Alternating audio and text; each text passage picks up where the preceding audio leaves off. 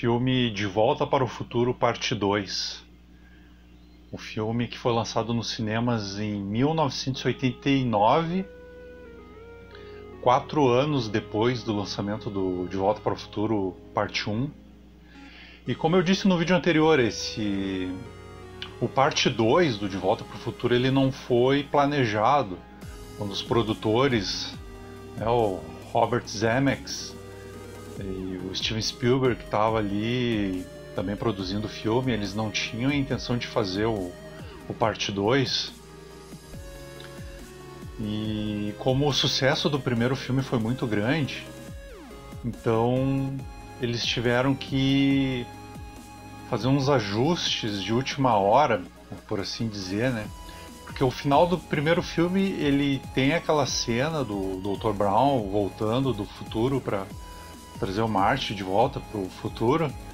O fato deles terem colocado a namorada do Marty, Jennifer, no carro causou um problema para eles, para os roteiristas, né?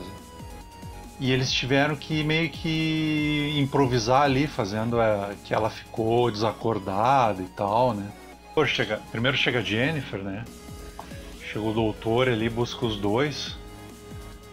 E os 5 primeiros minutos de filme eles já estão em 2015, no futuro, né?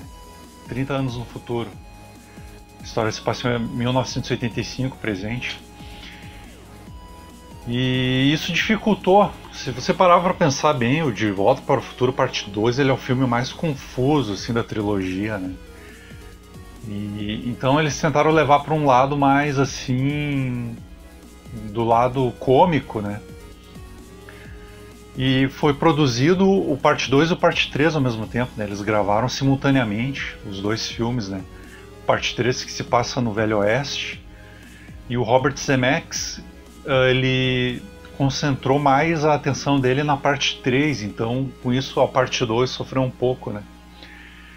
Você vê que é um filme, ele tenta ser assim, todo adaptado, né? A primeira meia hora de filme se passa em 2015, o meio do filme se passa em 1985, alternativo lá, onde o Biff está dominando a cidade de Hill Valley, né? E a parte final do filme eles voltam para 1955, né? Onde a história se passou no primeiro filme. O primeiro filme ele é bem assim, ele tem um meio, ele tem um início, meio, fim, né? Bem organizado. Parte 3 a mesma coisa também, né? O Parte 2 eles de cara já vão para 2015, para o futuro, então ficou um filme assim. Na época que foi lançado, que eu tinha lá os meus 12 anos de idade, o Parte 2 era o meu preferido, por causa da parte tecnológica, né? Mostra todo o futuro ali, carros voadores, aqueles skates flutuantes, aquele tubarão holográfico. Pô, em 1991, 92, que foi que passou o filme na Rede Globo, né? Imagina! Naquela época o CGI recém estava dando os primeiros passos, então um filme que mostrava ali aqueles carros voadores e tudo, era uma coisa incrível, né? Então, visualmente assim, ele me chamava mais a atenção naquela época, então Parte 2 era o meu favorito quando eu tinha uns 12 anos de idade. Hoje que eu tô mais velho, o Parte 3 me chama bastante atenção, que é o do Velho Oeste, que naquela época era o que eu menos gostava do Velho Oeste, porque ele destoa dos primeiro e do segundo filme, né? Que pega um pouco da parte tecnológica ali da viagem do tempo, principalmente o segundo, né? O terceiro já é mais assim, mostra o Velho Oeste americano, né? Aquela coisa ali mais rústica, né? E hoje eu gosto mais do terceiro filme. O primeiro para mim é o melhor, né? Mas o terceiro ele... Há pouco tempo eu estava reassistindo o terceiro, ele tem uma história mais densa, assim, né? Mas voltando para o segundo filme. O Marty, ele conseguiu voltar para o presente, a família dele foi toda alterada, né? Agora a família dele é bem sucedida. O doutor volta de 2015 e diz que os filhos do Marty estão com problema, né? Os filhos do Marty com a Jennifer. Então eles vão pro futuro. Chegando lá, o filho do Marty é um idiota. Ele é mais idiota que o George McFly do primeiro filme, né? E é interpretado pelo Michael J. Fox. Michael J. Fox interpreta o filho dele e a filha dele. Interpreta ele no futuro também. Lógico, né? E a filha dele ficou horrível. A primeira vez que eu vi a filha dele, eu achei um... Olha só, eu com 12 anos eu olhei e achei, nossa, o Marty tem uma filha que é filho, sabe, né? Mas ficou bem estranho. Eles podiam ter colocado a Jennifer fazendo, né? A atriz que faz a Jennifer fazendo a filha dela, né? Teria ficado... Pra ver como o segundo filme ele é bem problemático, né? Eles foram muito pro lado da comédia nesse segundo filme. E o filho do Marty ele acaba se envolvendo lá num assalto que o neto do Biff tá organizando, né? Ele meio que força o Marty Jr. a participar desse assalto. Ele acaba sendo preso, isso desencadeia toda uma reação que destrói a família do Marty. Então o Marty tem que impedir do filho dele de participar desse assalto aí.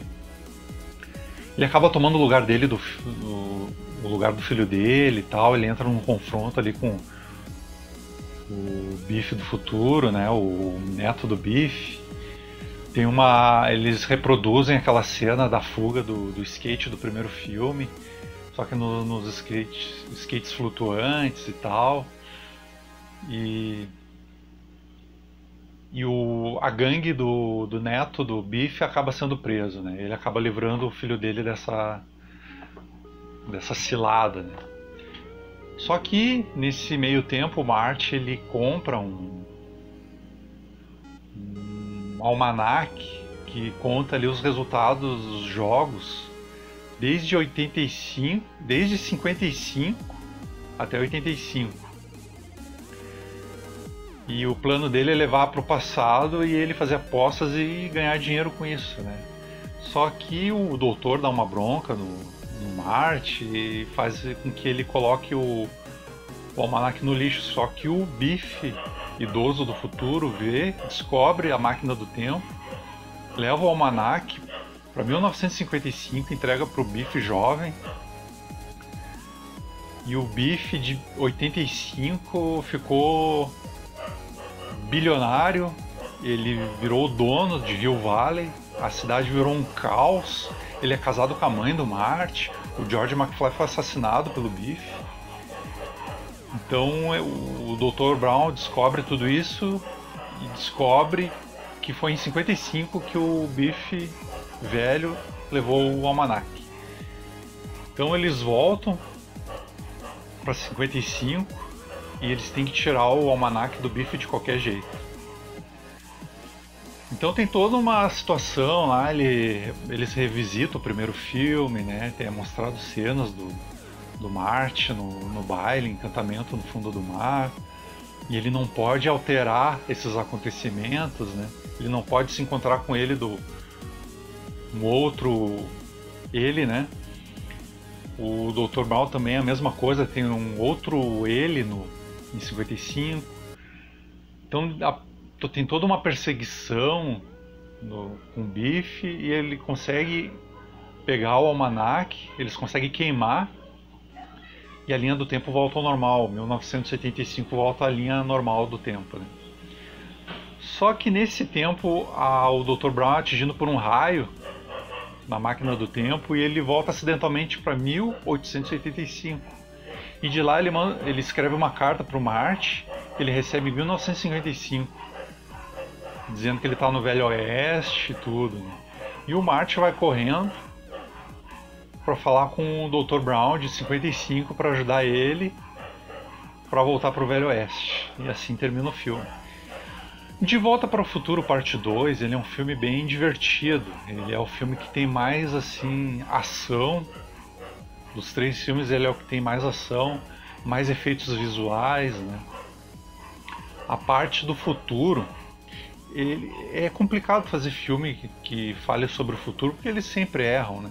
Não tem como acertar o futuro. E então eu já tem entrevistas que o Zemeckis diz que ele decidiu levar pro lado cômico já, né? Que ele nunca quis fazer um filme que se passasse no futuro. Então, algumas coisas ele acertou naquele 2015, mas 50% ali é pura fantasia ali que passou longe, né? Carros voadores, talvez um dia exista, mas daqui a muito tempo, daqui talvez uns 100, 200 anos, eles consigam criar, né? Skates flutuantes e tal. Algumas coisas eles acertaram, né? O tubarão 3D ali que aparece, né? Aquela televisão que o filho do Marty lá coloca vários canais ao mesmo tempo ali, isso a gente tem hoje, né? Algumas coisas eles acertaram, né? Mas dos três, o De Volta para o Futuro 2 é o que eu menos gosto atualmente, né? Quando eu reassisto a trilogia, eu sempre coloco o primeiro filme ou o terceiro, assim, são os que eu mais assisto, né? Então é isso, pessoal. Vou ficando por aqui e no próximo vídeo vamos falar sobre o De Volta para o Futuro parte 3, que se passa no Velho Oeste.